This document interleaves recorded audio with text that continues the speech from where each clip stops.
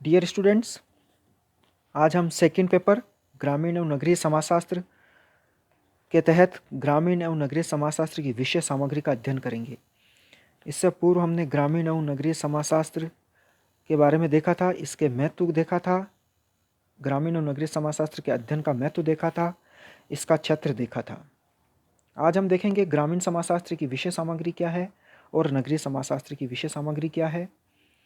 ग्रामीण समाजशास्त्र की विषय सामग्री के अंतर्गत 10 पॉइंट्स बताए गए हैं। ग्रामीण सामाजिक संगठन, दूसरा ग्रामीण सामाजिक संरचना, तीसरा है ग्रामीण सामाजिक समूह, चौथा है ग्रामीण सामाजिक प्रक्रियाएं, पांचवा है ग्रामीण सामाजिक परिवर्तन, छठा है ग्रामीण सामाजिक समस्याएं, सातवां है ग्रामीण सामाजिक संस्थाएं, आठवां है ग्रामीण नगरीय संबंध, नौवां है ग्रामीण जनसंख्या और 10वां है ग्रामीण पुनर्निर्माण।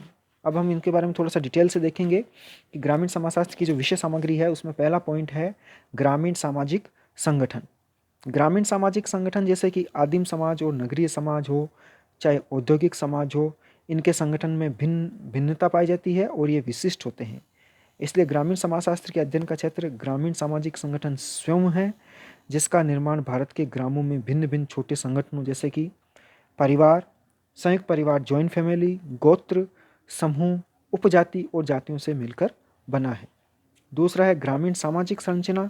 ग्रामीण सामाजिक संरचना से तात्पर्य ग्रामीण समाजशास्त्र में ग्रामों की बनावट कैसी है, उसकी बसावट कैसी है, वहाँ के जो व्यक्ति है वो कैसे रहते हैं, वहाँ के बाजार कैसे हैं, वहाँ की बस्तियाँ कैसी है, वहाँ के मोहल्ले कैसे हैं, वहाँ की भौगोलिक बनावट कैसी है, ये सब ग्रामीण सामाजिक संरचना के अंतर्गत आते हैं। तीसरा है ग्रामीण सामाजिक समूह। ग्रामीण सामाजिक समूह में विभिन्न प्रकार के समूह आते हैं। नातेदारी समूह आते हैं, धार्मिक समूह आते हैं, क्रीड़ा समूह आते हैं और गांव में पाए जाने वाले अन्य जाति पंचायत के समूह आते हैं।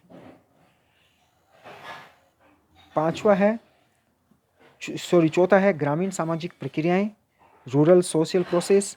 ग्रामीण सामाजिक प्रक्रियाओं में विभिन्न प्रकार की प्रक्रियाएं आ सकती है।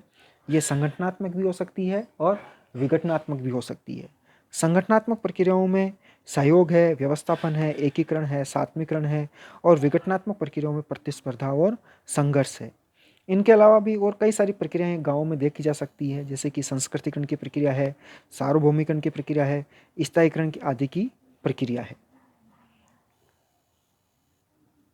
पांचवा है ग्रामीण सामाजिक परिवर्तन। ग्रामीण सामाजिक परिवर्तन के अंतर्गत हम देख सकते हैं कि गाँवों में किस प्रकार परिवर्तन हो रहा है।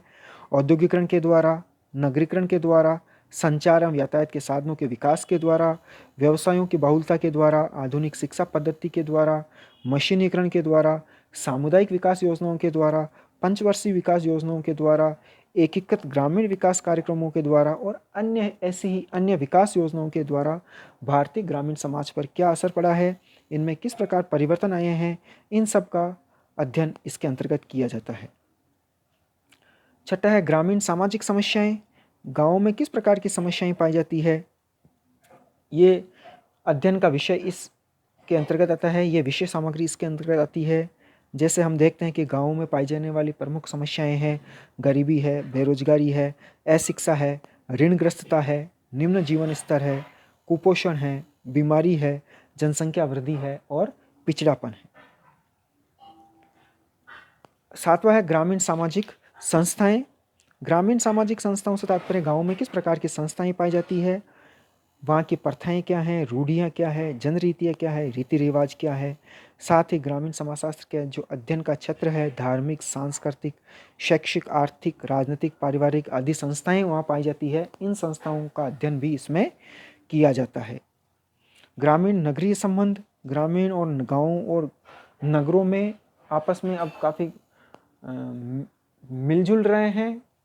इनके द्वारा इनके जो संबंध बने हैं, किस प्रकार के संबंध बने हैं, ये सब इसके अंतर्गत अध्ययन किया जाता है। ग्रामीण नगरीय संबंध हो गया अपना। ग्रामीण जनसंख्या।